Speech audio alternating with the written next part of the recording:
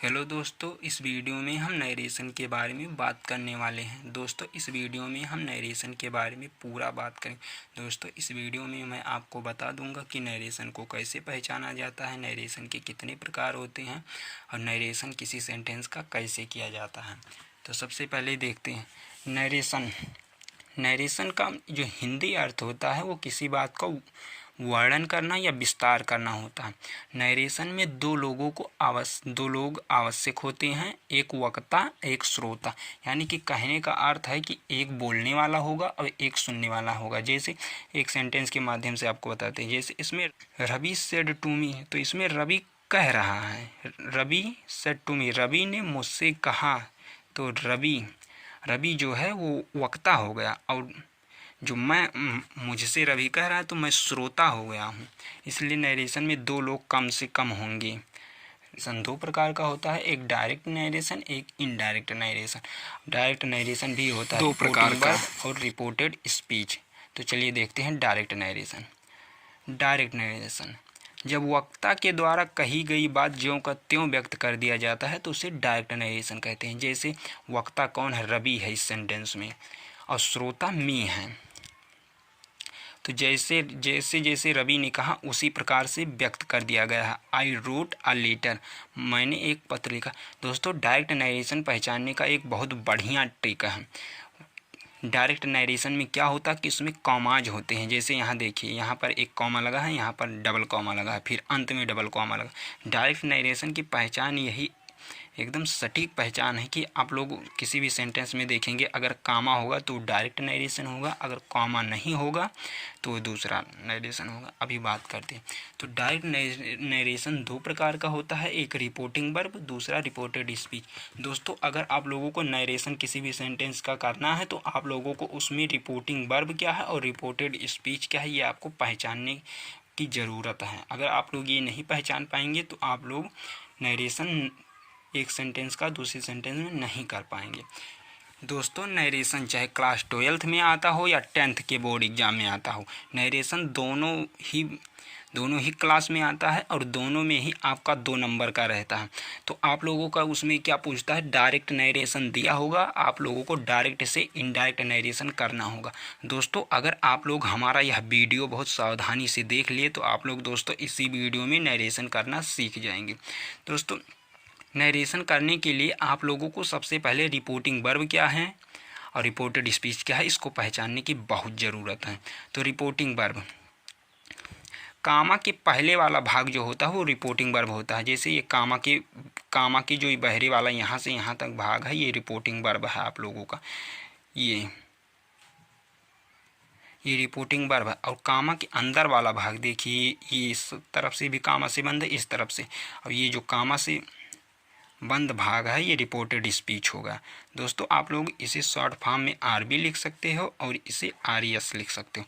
यानी कि कामा के बाहरी वाले भाग को रिपोर्टिंग वर्ब कहते हैं और कामा के अंदर वाले भाग को रिपोर्टेड स्पीच कहते हैं। दोस्तों, अब देख लेते हैं इनडायरेक्ट नरेशन क्या है। इनडायरेक्ट नरेशन जब वक्ता के द्वारा कही गई बात ज्यों का त्यों ना व्यक्त करके जबकि कुछ उसमें बदल करके कहा जाता है तो उसे इनडायरेक्ट नरेशन कहते हैं। तो आप लोगों को इनडायरेक्ट पहचानने का सबसे बढ़िया तरीका है कि इसमें बीच के सेंटेंस में एक कंजक्शन आता है। इनडायरेक्ट नरेशन में इसमें कॉमा या डबल कॉमा नहीं आते हैं। दोस्तों, इस प्रकार आप लोग डायरेक्ट नरेशन और इनडायरेक्ट नरेशन बहुत आसानी से पहचान सकते हैं। दोस्तों, अगर आप लोग भी कंजक्शन को पहचानना नहीं जानते हैं तो हमें कमेंट कर दीजिएगा, मैं उस पर भी वीडियो बना दूंगा कि कंजक्शन को कैसे भी किसी सेंटेंस में पहचाना जाता है। दोस्तों, चलिए देखते हैं कि डायरेक्ट नरेशन से इनडायरेक्ट नरेशन कैसे बनाते हैं। सबसे पहले मैं आप लोगों को असर्टिव सेंटेंस का डायरेक्ट नरेशन से इनडायरेक्ट नरेशन कैसे बनाते हैं उसको बताऊंगा। सबसे पहले आप लोगों को इस सेंटेंस में रिपोर्टिंग वर्ब और रिपोर्टेड स्पीच पहचान लेना। तो रिपोर्टिंग वर्ब आप लोगों का ये है कामा के बहरे वाले भाग और कामा के अंदर वाला भाग जो है रिपोर्टेड स्पीच है। सबसे पहले आप लोगों को क्या करना है कि रिपोर्टिंग वर्ब का जो सब्जेक्ट है वो सबसे पहले आप लोगों को वैसे का वैसे उतार लेना है। फिर उसके बाद देखते हैं रिपोर्टिंग वर्ब के मेन वर्ब का परिवर्तन कैसे करते हैं। तो देख लीजिए, अगर आप लोगों का रिपोर्टिंग वर्ब का मेन वर्ब से आया है तो उसका से ही लिखते हैं, सेज आया है तो सेज ही लिखेंगे, से टू आया है तो टेल कर देंगे, और सेज टू आया है तो टेल्स कर देंगे, सैड आया है तो सैड ही रखेंगे, सैड टू आया है तो टोल्ड कर देंगे। तो यहाँ पर सैड टू आया है तो इसे टोल्ड कर देंगे, टोल्ड। फिर उसके बाद ऑब्जेक्ट को भी वैसे का वैसे उतार लेंगे। अगर आप लोगों का असर्टिव सेंटेंस का डायरेक्ट से इनडायरेक्ट नरेशन बना रहे हैं तो इस कामा को हटाएंगे और इसकी जगह पे कंजक्शन दैट लगाएंगे।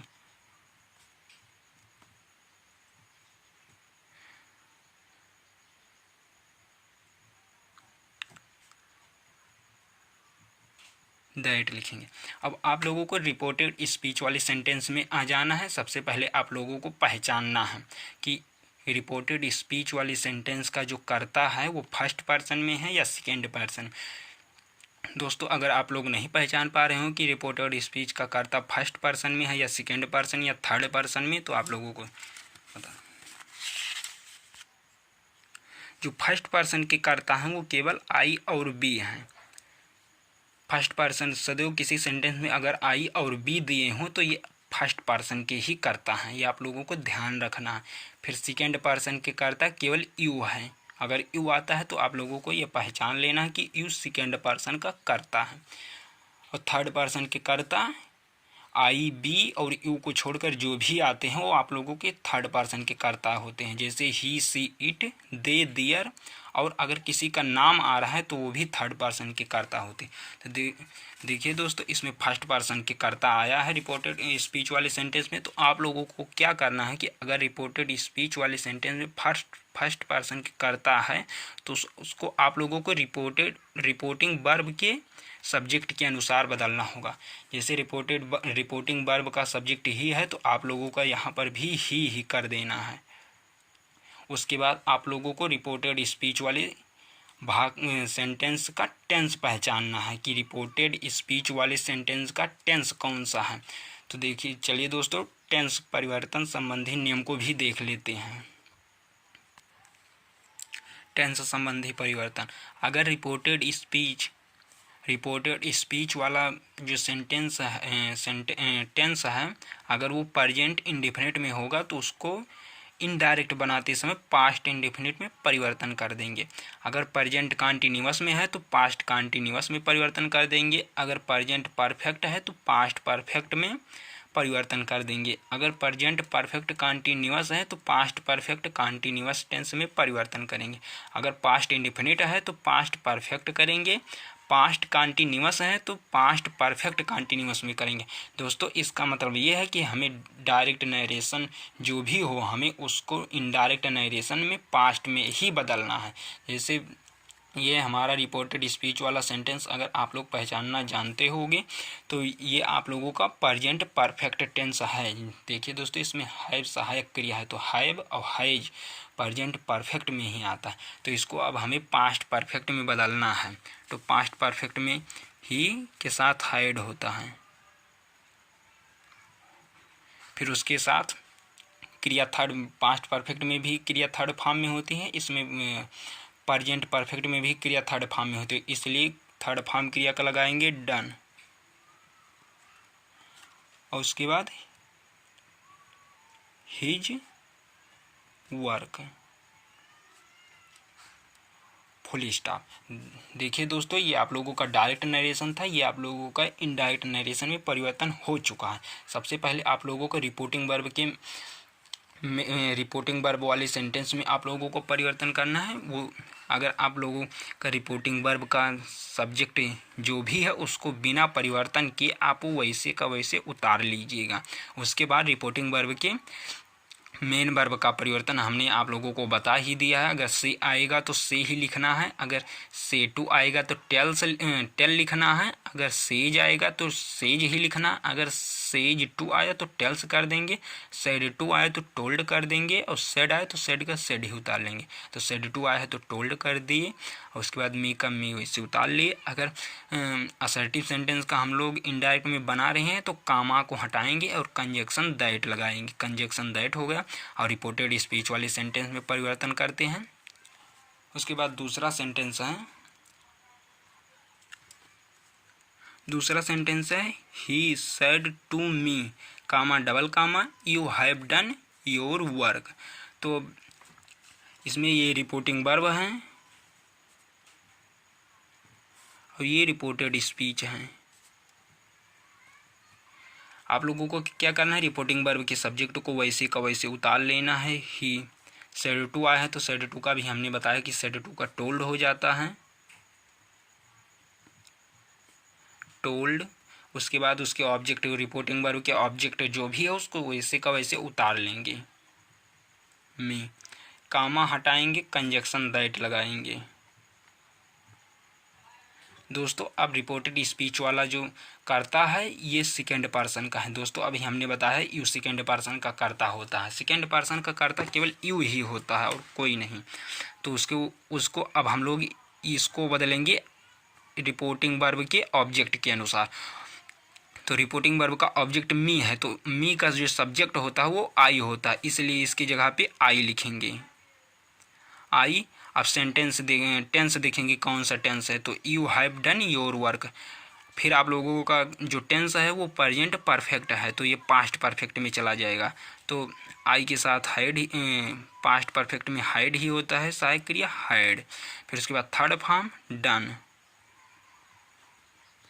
फिर यहाँ यू का पॉजिटिव केस योर है तो आई का पॉजिटिव केस इस बार माई होगा। देखिए दोस्तों आई का पॉजिटिव केस माई था तो यहाँ पर यू का योर था तो हम बदल रहे तो आई का माई लिखेंगे, माई वर्क।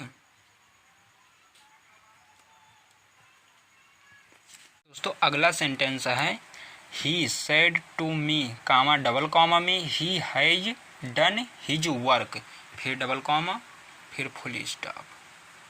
दोस्तों ये वाला भाग आप लोगों का रिपोर्टिंग वर्ब है और ये वाला भाग आप लोगों का रिपोर्टेड स्पीच है।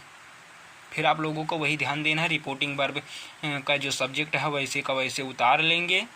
फिर उसके बाद उस रिपोर्टिंग वर्ब वाले मेन वर्ब का परिवर्तन तो आप लोगों को मैंने बता ही दिया। तो सेड टू का टोल्ड होगा, टोल्ड। फिर उसके बाद रिपोर्टिंग वर्ब के ऑब्जेक्ट को भी वैसे का वैसे उतार लेंगे, मी। फिर उसके बाद कामा को हटाएंगे, कंजक्शन दैट लगाएंगे। फिर आप लोगों को रिपोर्टेड स्पीच वाले सेंटेंस के कर्ता को देखना है। देखिए दोस्तों यहाँ ना तो फर्स्ट पर्सन का कर्ता है आई बी और ना तो सेकेंड पर्सन का कर्ता यू, यहाँ थर्ड पर्सन का कर्ता ही है। अगर कोई थर्ड पर्सन का कर्ता रिपोर्टेड स्पीच वाले सेंटेंस में आता है तो उसको वैसे का वैसे उतार लेते हैं, उसमें कोई परिवर्तन नहीं करते। उसके बाद टेंस परिवर्तन करते हैं तो ये आप लोगों का प्रेजेंट परफेक्ट में है तो इसको पास्ट परफेक्ट में बदलेंगे, हैड डन हिज वर्क।